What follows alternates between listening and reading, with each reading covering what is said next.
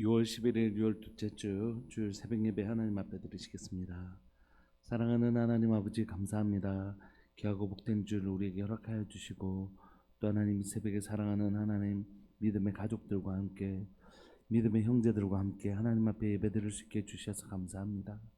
사랑하는 하나님 아버지, 우리가 보내는 이 시간들을 통하여 우리가 관계를 만들어내기를 소망합니다.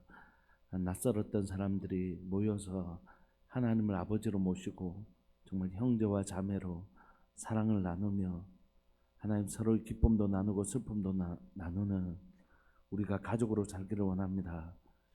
피를 나눈 형제들이 거리가 멀리 떨어져 있어서 하나님 그렇게 멀리 떨어져 살지만 그리스도 안에서 한 시간들 공유하고 있는 우리들 정말로 가족처럼 또 가족이 되어 살기를 원합니다.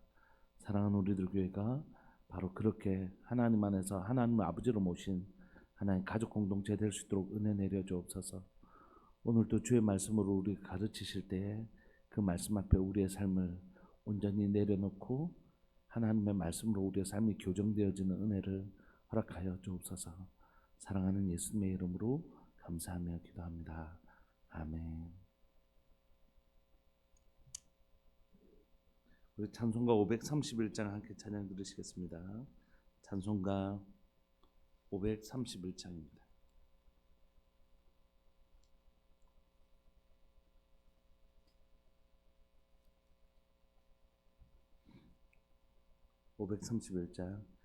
자비한 주께서 부르시네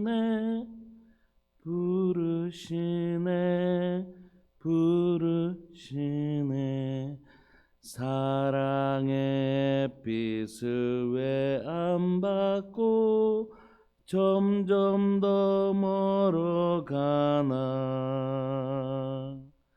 지금 오라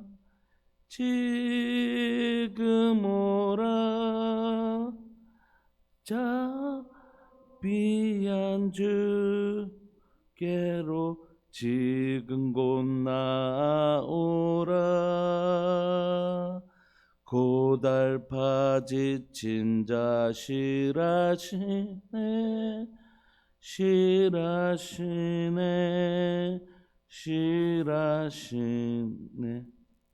무거운 짐 진 자 다 나오라. 쉬게 주시리라. 지금 오라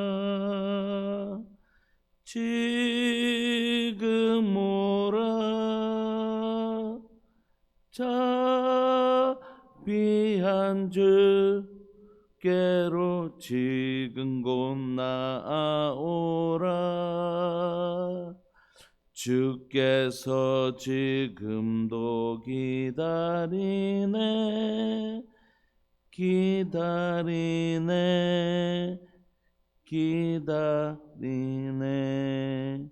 죄짐을 가지고 다 나오라. 어서 주 앞에 오라. 지금 오라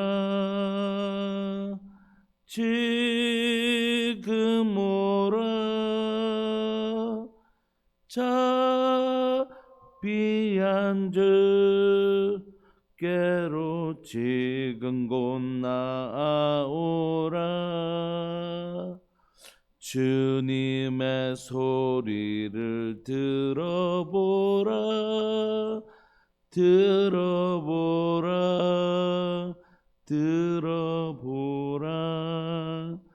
그 이름인 복받으니 어서 곧 일어나라. 지금 오라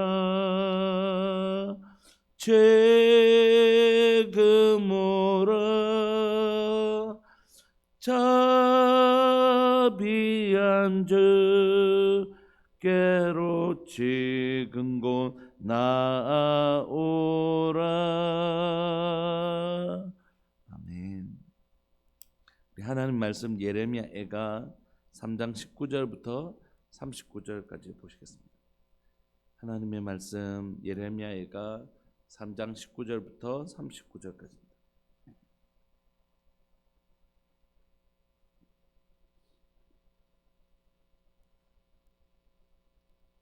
합독하실까요? 예레미야 애가 3장 19절부터 39절까지. 우리 한 목소리 읽으시죠. 19절 시작. 내 고초와 재난 곧 쑥과 담즙을 기억하소서. 내 마음이 그것을 기억하고 내가 낙심이 되오나 이것을 내가 내 마음에 담아두었더니 그것이 오히려 나의 소망이 되었사옴은 여호와의 인자와 긍휼이 무궁하심으로 우리가 진멸되지 아니함이니이다. 이것들이 아침마다 새로우니 주의 성실하심이 크시도소이다. 내 심령에 이르기를 여호와는 나의 기업이시니 그러므로 내가 그를 바라리라 하도다. 기다리는 자들에게나 구하는 영혼들에게 여호와는 선하시도다. 사람이 여호와의 구원을 바라고 잠잠히 기다림이 좋도다. 사람은 젊었을 때 멍에를 매는 것이 좋으니 혼자 앉아서 잠잠할 것은 주께서 그것을 그에게 메우셨음이라. 그대의 입을 땅에 띠끌에 댈지어다. 혹시 소망이 있을지로다. 자기를 치는 자에게 뺨을 돌려대어 치욕으로 배불릴지어다. 이는 주께서 영원하도록 버리지 아니하실 것임이며 그가 비록 근심하게 하시나 그의 풍부한 인자하심을 따라 긍휼히 여기실 것임이라. 주께서 인생으로 고생하게 하시며 근심하게 하심은 본심이 아니시로다. 세상에 있는 모든 갇힌 자들을 발로 밟는 것과 지존자의 얼굴 앞에서 사람의 재판을 굽게 하는 것과 사람의 송사를 억울하게 하는 것은 다 주께서 기쁘게 보시는 것이 아니로다. 주의 명령이 아니면 누가 이것을 능히 말하여 이루게 할 수 있으랴. 화와 복이 지존자의 입으로부터 나오지 아니하느냐. 살아있는 사람은 자기 죄들 때문에 벌을 받나니 어찌 원망하랴. 아멘. 예레미야 3장은 예레미야 애가 전체 중에 가장 중요한 부분입니다. 뭐 다 중요하겠지만 여기에서 예레미야가 그 슬픈 노래 러멘트라고 불려지는 이 애가를 부르면서 이 슬픈 노래를 부르는 것이 탄식이나 한탄으로 끝나지 않는 이유가 되는 것, 바로 3장이 있기 때문이죠. 19절에 보시면 예레미야는 자신과 자신의 공동체를 동일시 여깁니다. 당연하겠죠. 우리 가족이 힘든데 내가 힘들지 않다는 건 내가 그 가족의 구성원이 아니라는 뜻입니다. 우리 가족이 힘든데 당연히 내가 힘든 것이죠. 그러니까 이스라엘 공동체, 남유다 공동체가 이 고통 가운데 있을 때 끔찍하게 그 봉쇄된 예루살렘 성 안에서 자신의 가족들을 이렇게 식량으로 삼아야 될 정도로 그런 차마 눈뜨고 볼 수 없는 그 고통 시간들을 보내면서 내 고초와 재난 곧 쑥과 담즙을 기억하소서 하나님, 이렇게 얘기하면서 하나님 제발 내 고통을 좀 기억해 주십시오라고 단식하면서 자신도 왜 하나님께서 이 고난을 주셨는지를 기억해요. 하나님 앞에 하나님 내 고통을 좀 기억해 주십시오 이렇게 간구하면서 자신도 함께 하는 것은 뭐냐면 그러면 왜 나에게 이 고난이 찾아왔을까 하는 것이.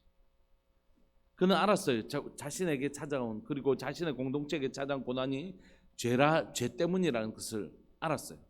그렇다면 왜 이 고난을 이렇게 길게 하나님 우리에게 주시는 걸까? 20절에 내 마음이 그것을 기억하고 내가 낙심이 되오나, 처음에 하나님께서 자신에게 주셨던, 그리고 남유다 공동체에게 주셨던 이 끔찍한 하나님의 징벌, 고초와 재난과 쑥과 담즙을 생각하면서 자신의 마음에 깊은 낙심이 되었다는 것이에요. 왜냐하면 이 고통을 바라보면서 이 고통이 너무 심각하고 이 고통이 도무지 끝날 것 같아 보이지 않았기 때문입니다. 이 고통이 너무 힘들고 이 순간을 못 견뎌낼 것 같았고 또 이 고난이 언제 끝날지 모르는 그런 어려움들이 있었기 때문이죠. 고난을 겪을 때 그 고난 자체도 너무 힘들지만 이 고난이 언제 끝날지 모른다는 터널의 끝이 과연 있을까 하는 그 두려움이 있는 것 같습니다. 봤을 때 일주일이면 끝나지 않겠나 열심히 기도하면, 그렇게 해서 열심히 기도했는데 이 고난은 끝자락을 아예 보여주지도 않죠. 그래도 한 달은 해야지. 한 달 열심히 기도했는데 고난의 깊이는 더 수렁에 빠지고 그럼 3개월인 모양이다. 그렇게 하시면 또 마음을 다잡고 하나님 앞에 부르짖던데 3개월도 아니고 그럼 불안하니까 자신에게 막 소망을 어떻게든지 잡으려고 그럼 7개월이 모릅니다. 7 그래 하나님의 완전수 7이지 라면서 또 근거도 없이 자기에게 막 그럼 어떻게든지 자신의 마음을 지켜내려고 막 또 7개월이지 하면서 몸부림쳤는데 그 시간이 끝나면서 그때부터는 완전히 그야말로 요즘 말로 멘붕이 오는 거죠. 이거 뭐지 하면서 그 길어지는 그 고난 속에서 그 사람은 낙심이 되는 거죠. 깊은 낙심. 제가 설명했던 이 정도의 낙심이 아니겠죠. 예레미야가 가졌던 그 낙심은 온 나라가 무너지고 절대 무너지지 않을 것 같았던 성전이 무너지고 하는 것들을 보면서 그게 깊은 절망이 되었다. 그런데 이 절망을 그 마음에 깊이 더 깊이 처음에 그 절망을 자기에게 찾아왔던 고난을 묵상했을 때는 이게 너무 깊은 낙심이 되어서 자신의 몸을 일으킬 수 없을 정도의 깊은 낙심이 되었는데 21절에 보면 이것을 내가 내 마음에 담아두었더니 그러니까 아주 오랫동안 그것을 묵상하고 또 그것 왜 고민하지 않았겠어요? 그 마음에 떨쳐버리려고 해도 떨쳐버리지 않아지잖아요, 이 고난이. 그런데 그것들을 왜 이러지 하고 절망을 했더니 그 절망의 그 깊은 곳에 뭐가 있더냐면 소망이 있음을 발견하게 됐다는 것입니다. 왜 여러분 내 고초와 재난과 쑥과 담즙을 기억했더니 처음에는 낙심되는 건 이해되는데 그걸 계속해서 묵상했는데 더 깊은 수렁에 빠지는 것이지 이게 어떻게 소망이 되었을까요? 그곳에서 예레미야는 22절 여호와의 인자와 긍휼이 무궁하심으로 우리가 진멸되지 아니할 것이다라는 소망을 발견해요. 여러분 어떻게 고난을 계속 묵상했는데 그곳에서 소망을 발견할 수 있었을까요? 예레미야는 생각한 것이 이 고난이 찾아온 이유는 뭘까? 고난이 왔으면 그냥 하나님께서 우리가 죄로 인하여 멸망받을 자였으면 바벨론을 통해서 어떻게 해요? 한순간 진멸시켜버리면 되잖아요. 그죠? 아예 완전히 없애버리시면 되지 않습니까? 또는 우리한테 관심이 없다 하면 어떻게 살든지 내버려 두시면 되잖아요. 하나님께서 하시는 하나님께서 만약에 우리하고 아무 상관이 없는 우리 가운데 아무 애정이 없는 분이시라면 그냥 우리를 죄를 지어서 저거 안 되겠다, 저거 혼내줘야 되겠다, 저거 아예 좀 몹쓸 것들이다, 저거 아예 이렇게 하면 진멸시켜 버리시면 되는 일이고 우리가 아예 하나님 앞에 관심 밖에 있는 사람이라면 어떻게 살든지 내버려 두시면 되는 일이잖아요. 여러분 우리가 지나가는 아이들이 막 이렇게 막 구석에서 담배 피고 이러면 속상하죠. 저 녀석 저러면 안 되는데 하지만 우리가 선뜻 못 가잖아요. 요즘 애들 얼마나 무서운데요. 그걸 갖다가 혹시라도 요즘 애들은 막 아저씨 가서 이렇게 하면 그거 어떻게 감당해요? 그러니까 그냥 안타깝지만 그냥 지나가지 않습니다. 직접적으로 우리와 연관성이 없기 때문에 우리 가운데 좀 비겁해 보이는 행동을 하잖아요. 만약 그런데 그 안에 우리 아이들이나 교회 아이들이 있었다. 그럼 난리 나는 거죠. 막 뛰어가서 너희들 그러면 안 된다 이렇게 하잖아요. 왜냐하면 징계는 우리가 신약 성경에서도 하나님께서 하나님의 자녀에게 징계를 베푸시는 것이 관심 없으면 제가 어떻게 살든지 상관없는 사람이라면 그냥 하고 말 수 있지만 관심 없죠. 관심 밖에. 이걸 성경이 신학적 용어로 유기라고 합니다. 버려두심. 그가 어떻게 살든지 왜 악인은 저렇게 악하게 사는데 잘 되는가? 하나님의 관심이 없기 때문입니다. 하나님께서 그를 징계해서 하나님의 백성이라면 잘못된 것을 징계해서 돌아오게 하실 텐데 왜 저 사람은 저렇게 악한 짓을 하는데도 잘 살까? 왜 잘 될까? 어릴 때 그런 생각 많이 했거든요. 왜 김일성은 저렇게 오래 사나? 생명의 삶이 죽고 사는 게 하나님의 손에 있는데 어릴 때 그 생각 진짜 많이 했는 것 같아요. 저 북한에 있는 불쌍한 사람들 하나님 저 김일성 저거 빨리 죽으면 그런 생각 많이 했거든요. 하나님의 계획 속에 있는 일이겠지만 오히려 악한 자들의 행함을 볼 때가 있잖아요. 유기야. 그게 진짜 불쌍한 인생이에요. 악을 행하는데도 심판이 임하지 않고 징계가 임하지 않고 해초리를 들지 않는 건 진짜 무서운 일이거든요. 그런데 지금 이스라엘 백성, 남유다 백성들에게는 뭐가 임하고 있죠? 하나님의 해초리가 임하고 있잖아요. 그러니까 그 해초리를 묵상하면서 무슨 생각을 했냐면 우리를 이 고난 중에 완전히 소멸시키지도 않으시고 완전히 방관하지도 않으시고 이 고난을 또 우리에게 계속해서 허락하시는 이유는 뭘까? 그건 우리의 죄를 어떻게 하시려고요? 회개하고 돌아오기를 기다리시는 하나님의 자비와 긍휼이 있다는 것을 그가 알게 된 것입니다. 이건 우리를 끝장내시려고 하시는 게 절대 아니구나.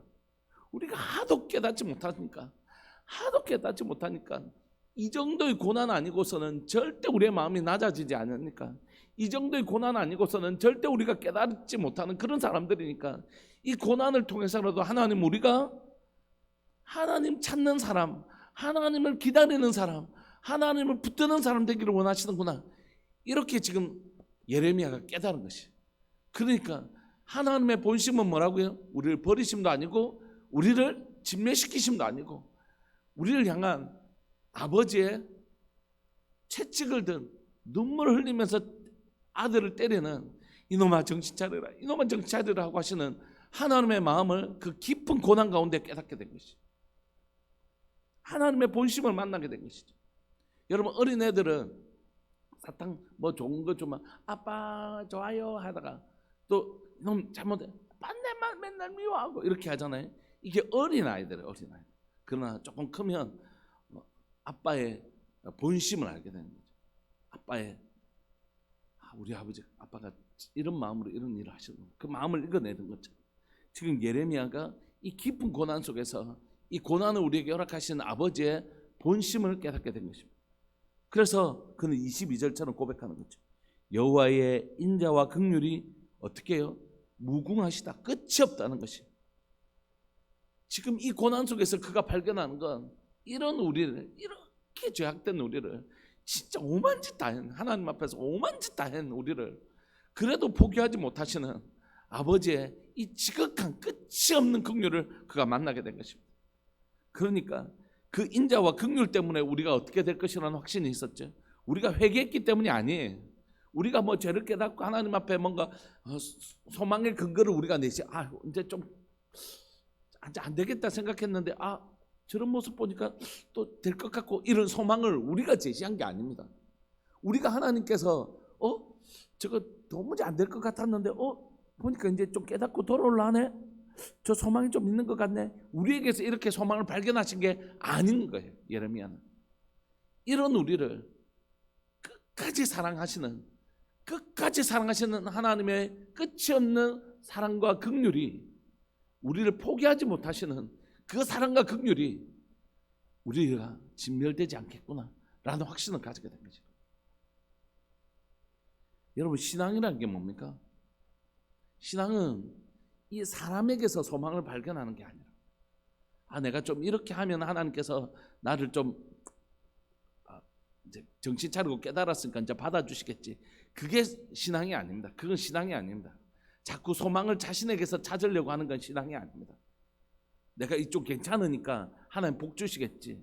내가 뭐 잘하면 하나님께서 상 주시겠지. 내가 요즘 좀 열심히 교회 일도 하고 뭐 이렇게 하니까 하나님 나 사랑하시겠지. 이건 신앙이 아닙니다. 이건 완전히 자기 공로주의잖아요. 내가 이걸 했으니까 하나님 그런 분 아닙니다.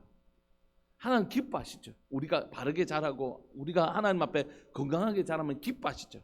그러나 그렇게 하면 상점 1점, 상점 5점 되면 상 한 번 주고 이런 분이 아니잖아요. 하나님 아버지가 그런 분이 아니잖아요.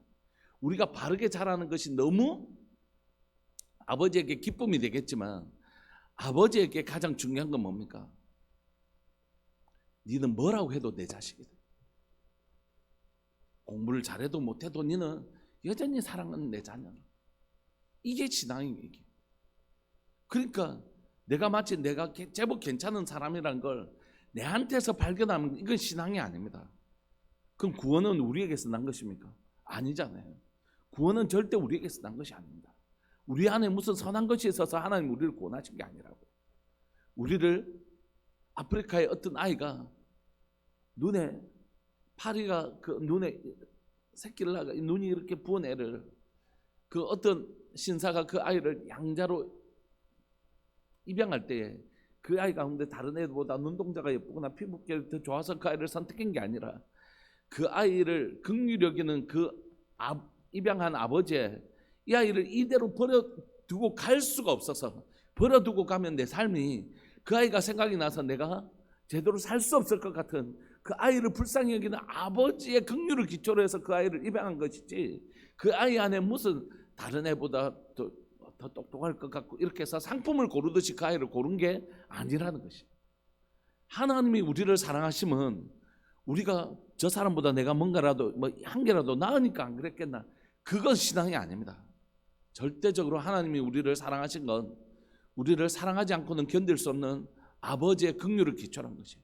내가 이 영혼을 구원하지 않고는 내가 견딜 수 없을 것 같아서, 이 영혼을 이 고통으로부터 건져내지 않고는 내가 가서 편히 살 수 없을 것 같은 아버지의 그 긍휼하심과 자비하심 때문에 우리를 구원하신 것. 이게 신앙이라고. 그 아버지를 믿는 것이. 그래서 내가 잘 살기 때문에 내가 구원받을 것이라는 믿음이 아니라, 내가 비록 이런 연약함에도 불구하고, 내가 비록 이런 모습을 가지고 있음에도 불구하고 그 하나님 아버지께서 나를 여전히 사랑하고 계신다는 것을 믿는 것. 내가 정말로 부족하고 연약해도, 내가 정말 어떨 때는 죄를 반복해도 된다는 뜻이 아니라, 그런 모습을 가지고 있을지라도 우리 아버지는 나를 포기하지 않는 사랑으로 나를 안아주신다는 그 믿음, 그게 신앙이라고. 탕자가 가지고 있다. 이런 나를 그래도 우리 아버지는 받아주실까? 이런 나도 우리 아버지는 받아주시는 아버지, 그분을 믿는 것이 신앙이라고요. 그러니까 교회 생활 막 11조도 잘하시고 주일 성수도 잘하시고 새벽 예배도 하시고 뭐 하시는데 평생 그것을 자기 공로로 그것 어깨 힘주고 사는 건, 그건 바리새인이지 신앙인이 아니라고. 신앙인은 뭐냐면 주님 앞에 나아갔더니 부족하고 연약한 내 모습, 사도 바울처럼 죄인 중에 개수 같은 내 모습이 있음에도 불구하고 그런 나를 여전히 사랑하시는 그 아버지의 사랑을 믿는 것. 나도 내 자신이 너무 싫고 나도 내 자신이 너무 미워질 때라도 그래도 아버지는 나를 사랑하신다는 것, 이것을 믿는 게 신앙이라고. 이렇게 믿는 사람은 절대 넘어지지 않습니다. 설사 자신이 실수하고 넘어질지라도 다시 틀고 일어나서 하나님 너무 죄송합니다. 하나님 나 구원하셔서 진짜 멋지게 살아야 되는데 이렇게 사는 건 너무 죄송합니다. 그러나 하나님 날 사랑하셔서 나를 절대 버리지 않으실 것과, 그리고 이런 나를 끝까지 포기하지 않으시고 마침내 나를 통하여 영광 받으실 그 존재로 만들어 가실 하나님의 열심을 믿습니다. 이게 신앙이죠.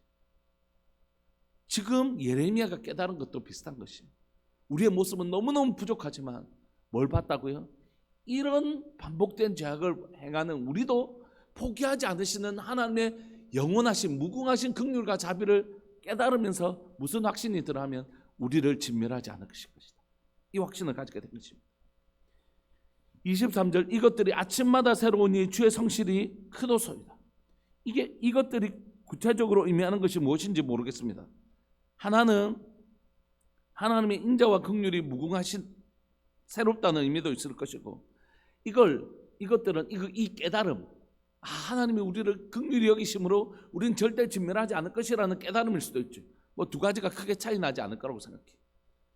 결국 매일 아침마다 그래 맞아 하면서 그 절망이 어떻게 해요? 소망으로 역전되었던 그 소망이 점점 그 구렁텅이에서 한 발짝 올라오기 시작하는 거예요. 그래 그렇지, 다음 날에도 그래 맞아 이러면서 점점 내 마음에 소망이 쌓여져 가고 마침내 소망이 넘쳐나는 것을 보게 된 것입니다. 예 맞아, 그래 맞아, 다음 날에도 그래 맞지. 우리 하나님 이 고난 중에라도 절대 포기하지 않을 뿐이지. 여러분, 환경이 지금 변화되어서 소망을 가지게 된 걸까요? 아니요. 환경은 더 어려워졌습니다. 결국 바벨론 포로로 잡혀가잖아요. 그럼에도 불구하고 이 예레미야의 가슴 속에 계속해서 증가되는 게 있었는데, 그건 뭐냐면 하나님을 향한 소망이었습니다. 환경은 그대로였는데, 사랑하는 여러분, 오늘 우리 모두에게 하나님을 묵상할 때마다 우리를 향한 인자와 긍휼이 무궁하신 하나님 때문에 그 소망과 긍휼이 쌓여져 가고 넘쳐나는 것을 경험하는 은혜가 있기를 소망합니다. 환경 때문이 아니라. 그리고 그는 이렇게 얘기합니다. 내 심령에 이르기를 여호와는 나의 기업이시니 그러므로 내가 그를 바라리라 하도다. 여러분, 우리에게 그래서 이 예레미야가 가지게 된 것, 사람의 도움이나 환경의 도움이 아니라 하나님 한 분만 딱 바라보게 된 것이다. 하나님만 딱 바라보게 된 것입니다. 하나님의 나의 긍휼과 자비로 나를 지키실 것이다. 그런데 이렇게 하나님을 바라는 이 태도, 하나님만 나의 기업이시기 때문에 진짜 하나님만 딱 바라는 이 태도를 25절부터 권면하기 시작합니다. 자신에게 일어났던 이 깨달음을 나누기 시작합니다. 25절. 기다리는 자들에게나 구하는 영혼들에게 여호와는 선하시도다. 뭐라고요? 하나님을 기다리는 사람, 하나님을 구하는 영혼들에게 여호와는 항상 선하신 분이시라. 사람이 여호와의 구원을 바라고 잠잠히 기다림이 좋도다. 뭔가를 막 이 문제를 해결하려고 막 하는 것이 아니라 하나님의 뜻을 기다리는 거예요. 그래서 어떤 사람 얘기해요. 그럼 기도만 하면 다 됩니까? 아니요. 기도하면 하나님께서 어떻게 행할 바를 가르쳐 주십니다. 그러면 순종하면 됩니다. 그러나 그 하나님을 믿지 못해서 내가 가만히 있다가는 망할 것 같아, 이렇게 가만히 있으면 되나 하는 불안감 때문에, 하나님 나를 지키시지 못할 것 같은 불안함 때문에 저 사람에게도 뭔가 도움을 빌리는 것, 그건 하나님의 백성의 태도가 아닙니다. 하나님 아시죠? 그런 행동을 하는 그 마음의 중심에 하나님을 믿지 못하고 있다는 것이. 진짜 하나님을 기다리는 사람은 하나님 말씀하실 때까지 기다리는 사람입니다. 기다리면 하나님 말씀하시죠. 그때 순종하면 됩니다. 그때 움직이면 된다고. 25절. 기다리는 자에게나 구하는 영혼들에게 여호와는 선하신 분이십니다. 그래서 사람이 여호와의 구원을 바라고 잠잠히 기다리는 것이 좋아요. 교회가 재정적인 어려움들을 통과하면서 좀 우리가 이거 믿었으면 좋겠습니다. 사람이 여호와의 구원을 바라고 잠잠히 기다리는 게 좋아요. 대출 받는 거 그거 언제든지 할 수 있지 않습니까? 그렇게 해서 재정적 어려움을 해결하면 그 다음은요,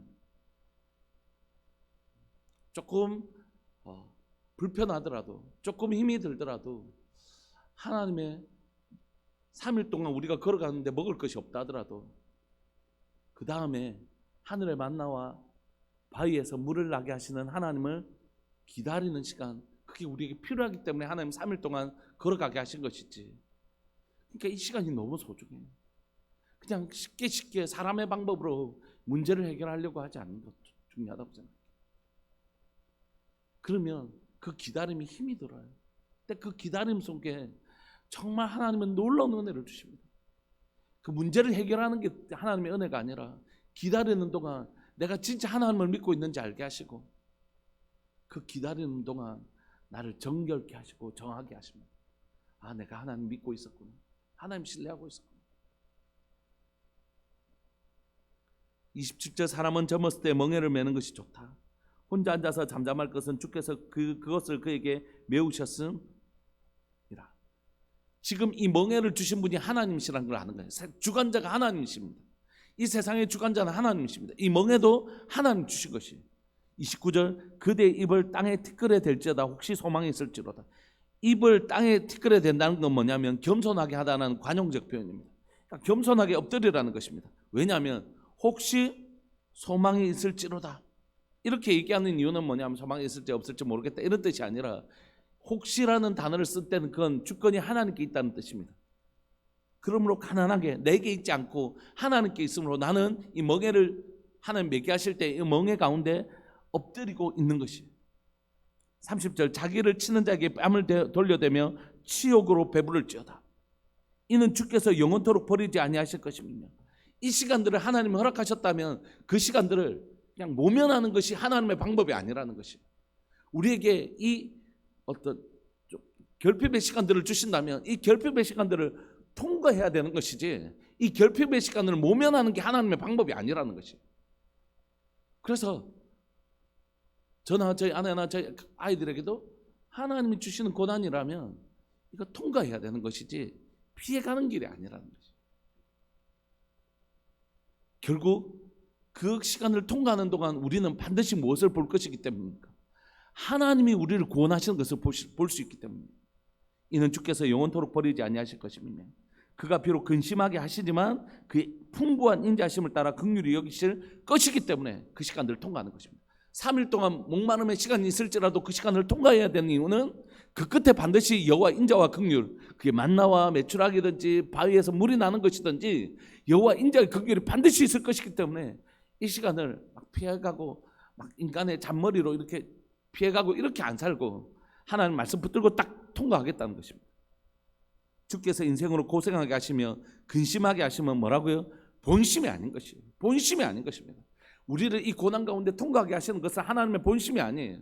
본심은 뭘까요? 이 시간들을 통하여 사람이 떡으로만 사는 것이 아니라 하나님의 입으로 나오는 모든 말씀으로 사는 줄 알게 하시려고 이 고난을 통과하시는 것이지, 이 고난 자체가 목적은 아니라고요. 그걸 아는 사람은 이 고난을 통과해서 정금과 같게 나올 것이에요. 나의 길을 오직 그가 아시나니 나를 단련하시노니 정금과 같게 나오는 것이에요.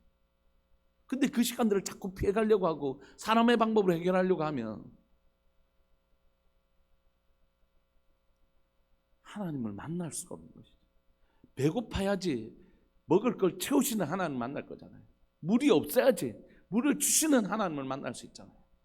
결핍의 시간은 반드시 하나님을 배우고 하나님을 만나는 시간이라고. 근데 그걸 다른 방법으로 채워버리면 하나님이 일하실 게 없잖아요. 하나님은 절대 인생으로 고생하게 하시며 근심하게 하심이 본심이 아닙니다.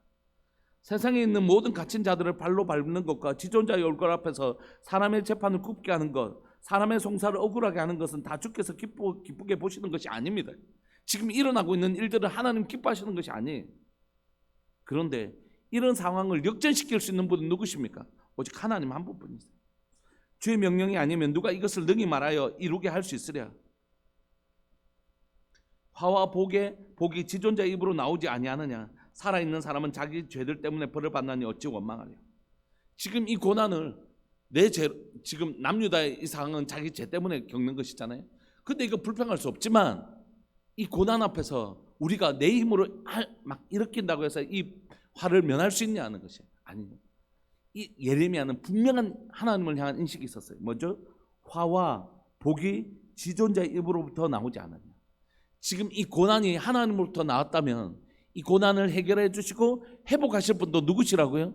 하나님뿐이시다. 그러므로 이 고난 앞에서 이 고난을 사람의 잔머리로 회피하려고 하는 방식이 아니라 이 고난을 정면으로 통과하면서 광야길을 피해서 이렇게 물이 있는 곳 이렇게 찾아가는 것이 아니라 구름기둥과 불기둥이 그 광야길을 인도하셨다면 그 길을 통과해야 되는 것이죠.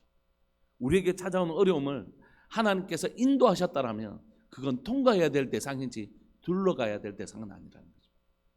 그는 이 고난 중에서 우리를 절대 하나님의 본심은 뭐라고요? 인생을 고통스럽게 하는 게 하나님의 본심이 아닌 거죠. 그걸 예레미야는 알은 것입니다. 그렇다면 우리가 이 고난을 주게 하신 것은 이 고난 끝에 우리를 정금과 같게 나오시죠.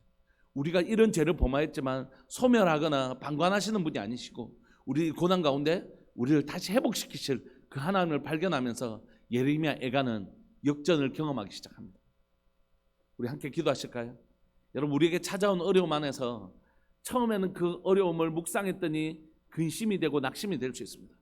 나 더 깊이 묵상하면 그 안에는 반드시 하나님의 소망이 있습니다. 왜냐하면 여호와는 인생을 고생케 하심이 그의 본심이 아니기 때문에. 이 고난을 사람의 방법으로 회피하지 않아야 되는 이유는 하나님의 본심이 우리를 회복하시는 인자와 긍휼에 있기 때문입니다. 사랑하는 여러분, 우리가 믿음으로 우리의 삶을 통과하는 은혜가 있기를 소망합니다. 믿음으로 이 시간들을 좀 통과해내는 은혜가 있기를 소망합니다. 지난주에 우리 김동명 성도님이 입원하셨어요. 매일 집에 가서 기도했었는데 빠진 날도 있지만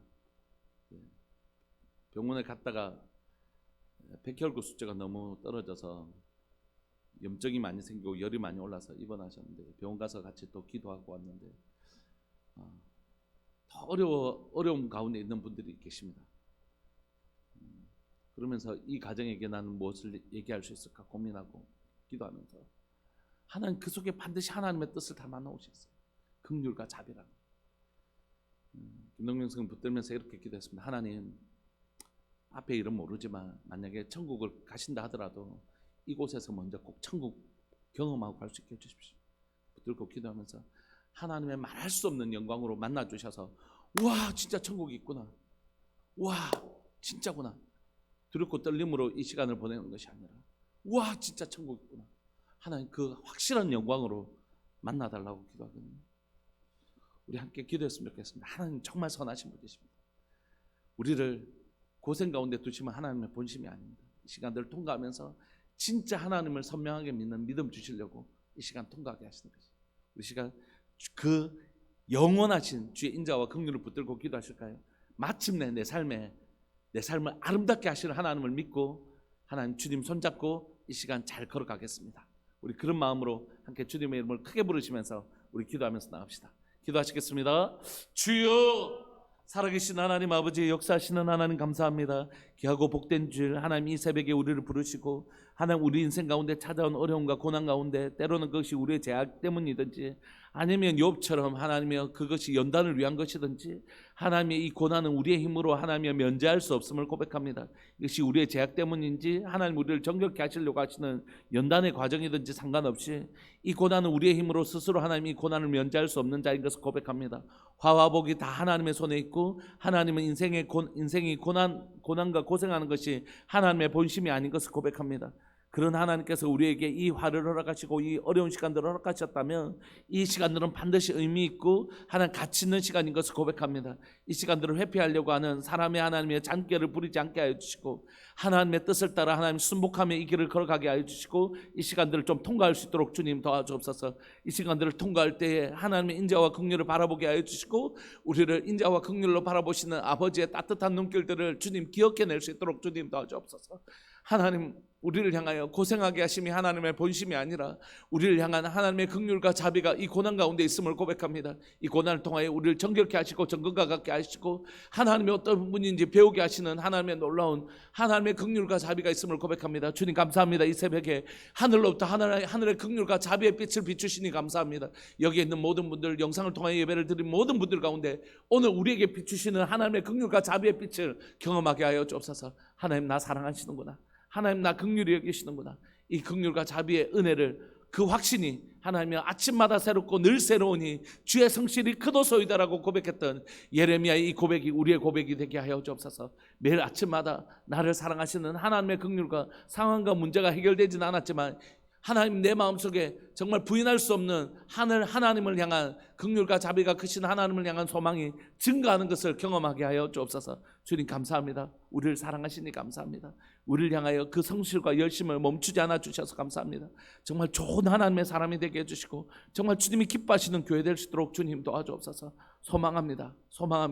그런 교회, 그런 성도, 그런 목사 되게 하여 주옵소서. 사랑하는 예수님의 이름으로 감사하며 기도합니다. 아멘. 송상현 하옥분 집사님 가정 하나님 앞에 귀한 예물 드리셨습니다.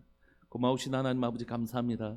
귀한 집사님 가운데 하나님 하늘의 소망이 부어지게 하여 주시옵소서. 하나님이 우리를 모든 시간들을 합력하여 선을 이루게 하시는 분이신 것을 고백합니다. 우리를 즐겁게도 하시고 우리를 때로는 낙심 가운데 들게도 하시지만 이 모든 것이 합력하여 나를 좋은 하나님의 사람으로 만드시는 하나님의 열심과 또 하나님의 긍휼과 자비가 계신 줄 믿고 고백합니다. 여기 있는 모든 분들에게 또 사랑하는 영상을 통해 예배를 드리는 모든 분들에게 우리의 여호와의 선하심과 인자심을 맛보아 알게 하여 주옵소서. 인생을 고생하게 하시면 하나님의 본심이 아닙니다. 하나님 그 여호와께서 베푸시는 인자와 긍휼을 다 누리는 우리들 교회 모든 성도들, 모든 믿음의 가족들 되게 하여 주옵소서. 사랑하는 예수님의 이름으로 감사하며 기도합니다. 아멘. 축도하겠습니다. 지금은 우리 주 예수 그리스도의 은혜와 하나님 아버지의 사랑과 성령 하나님의 교통하심과 돌보심의 은혜가 여호와의 자비하심을 믿고 나아가는 사랑하는 모든 믿음의 가족들 위해 영원토록 함께 있을지어다. 아멘. 11시 예배 때 함께 뵙겠습니다.